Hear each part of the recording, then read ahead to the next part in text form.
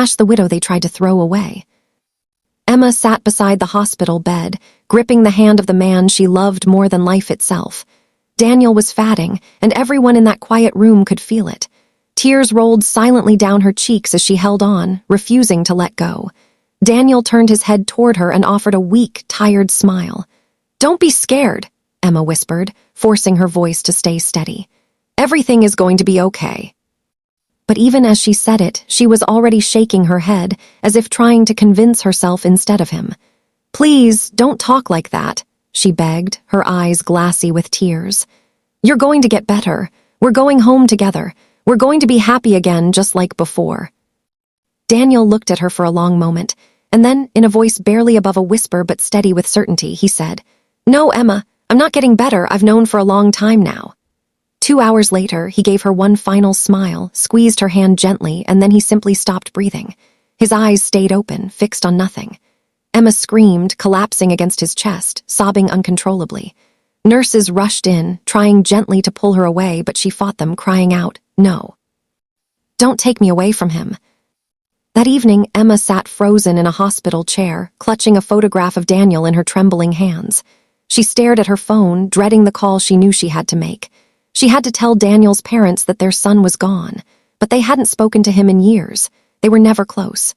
Daniel had told her many times that his parents cared about nothing but money. "If I have something to give, they show up," he once said bitterly.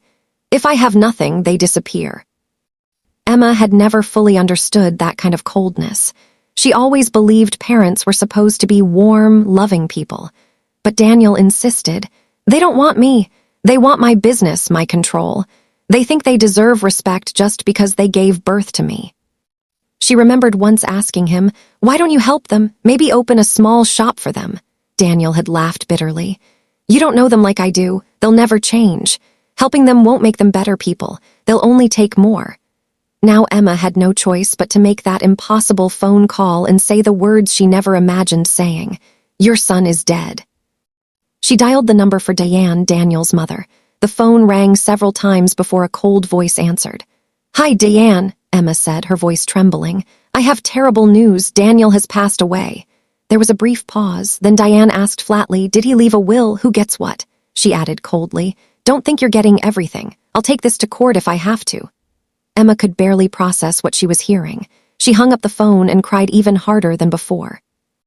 The day of the funeral arrived. Daniel's parents showed up dressed in black, hiding behind dark sunglasses. His father, Robert, carried a bouquet of red roses. They looked solemn, but Emma could see straight through the performance. She knew they hadn't shed a single tear while Daniel was sick. They never visited him. Now they had only come for what they could get. Still, Emma stayed silent. She knelt beside Daniel's grave and wept quietly, remembering the happy years they'd shared, his voice, his laughter, his smile. Her heart felt hollow. Life without him suddenly seemed cold and dark. After a while, Diane approached her voice icy. "Why are you sitting there like that? Do you think anyone believes those tears? You only married Daniel for his money. Stop pretending to be a grieving wife. People are waiting for food at the restaurant. Go serve them." Emma looked up slowly and said, "It's at Liberty Restaurant. Everything is arranged." Diane didn't even say thank you. She simply turned and walked away. Emma stayed at the grave long after everyone else had left, wanting just a little more time near Daniel. She thought back to how they first met. Emma came from a small farming town. She had studied hard in school, earning top marks, and eventually moved to the city for university. Life wasn't easy, but she worked and studied every single day. Then one evening she attended a birthday party, and there she met Daniel. He was gentle and calm. They talked for hours, and from that day on they were inseparable. They fell in love quickly, and their love was simple, honest, and strong. When Daniel told his parents about Emma, they were furious.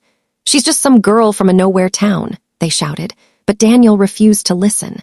"Then don't come to the wedding," he told them firmly. Emma felt heartbroken, but Daniel held her hand and said, "Now you see who they really are." Emma was grateful that Daniel chose love over pride. He was never cruel to his parents, but he always stood by her side.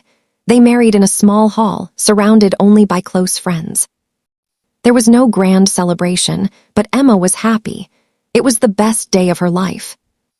After the wedding, they bought a large house together. Emma was stunned by the price. "This is too much money," she said, but Daniel reassured her. "We can do this. I have 2 small businesses. If we work together, we'll make it happen." They worked day and night, planning, saving, supporting each other, but they also laughed constantly. Every evening they cooked together and watched movies. Life wasn't always easy, but they were always happy because they had love. Now that Daniel was gone, Emma wanted nothing. The house, the car, the money, none of it mattered anymore. Her world felt empty. She walked home slowly after the funeral, completely drained. When she arrived, she noticed the lights were on, which was strange since she had turned everything off before leaving. She stepped inside quietly and froze in shock. Daniel's parents were there, sipping champagne and laughing loudly. Diane sat on the sofa with a glass in her hand. Robert smiled and spoke boisterously. They didn't even notice Emma at first. Then Diane glanced up and said, "Oh, you're here. Good, your bags are packed. Take your things and leave." Emma stood frozen, unable to process what she'd just heard. "What are you saying?" she asked slowly. "This house belongs to Daniel," Diane said. "Now that he's dead, it belongs to us. You can go back to your little town." Robert nodded. "Don't argue, just go," Emma said. "Daniel and I bought this house together. We worked hard for this." But Diane laughed cruelly. "Do you really think anyone will believe you? You were just some poor girl from nowhere. Daniel had money long before he ever met you." Emma said nothing more. She picked up her suitcase quietly and walked out of the house. She sat down on the curb and called a taxi. Her heart felt heavy, but her face was calm as she whispered to herself, "Daniel loved his parents, so he never fought them, but I am not afraid of them." She took a deep breath. She had lost her husband. She had lost her home. But she still had strength in her heart, and she wasn't going to give up so easily. The next day, Emma went to see a lawyer. She brought every document, the house papers, the bank records, all listed under both their names. The lawyer reviewed everything and told her, "You don't need to worry. This house is legally yours. Daniel's parents have no claim to it." Emma felt a flicker of hope return. She thanked the lawyer and left with a small, quiet smile. She wasn't alone anymore. She had the truth on her side. Diane and Robert were shocked when the police showed up at the house. They were forced to leave. They shouted insults at Emma as they went, but no one listened. Emma walked back into the house slowly, looking around at the silence that now surrounded her. She sat down on the sofa and pulled out Daniel's photograph, holding it close to her chest. "I did it, Daniel," she whispered. "I'll protect everything we built together." Time passed slowly.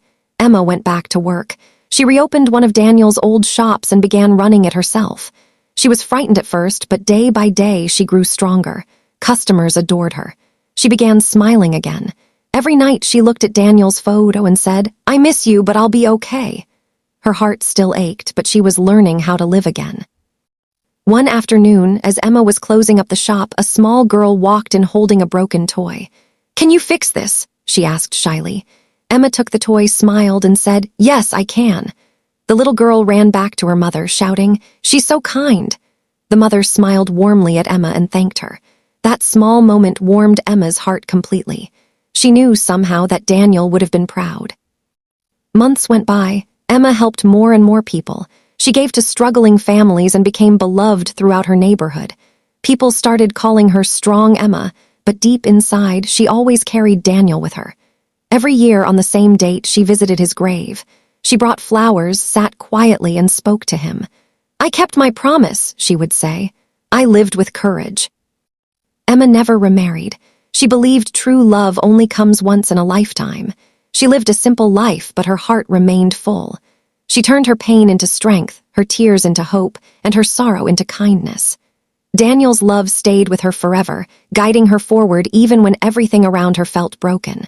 And so, Emma lived her life in peace. She was no longer the quiet girl from a small town. She had become a brave woman who lost everything, yet somehow found herself along the way. And every night, before closing her eyes to sleep, she looked at Daniel's photograph and whispered softly, "Good night, my love."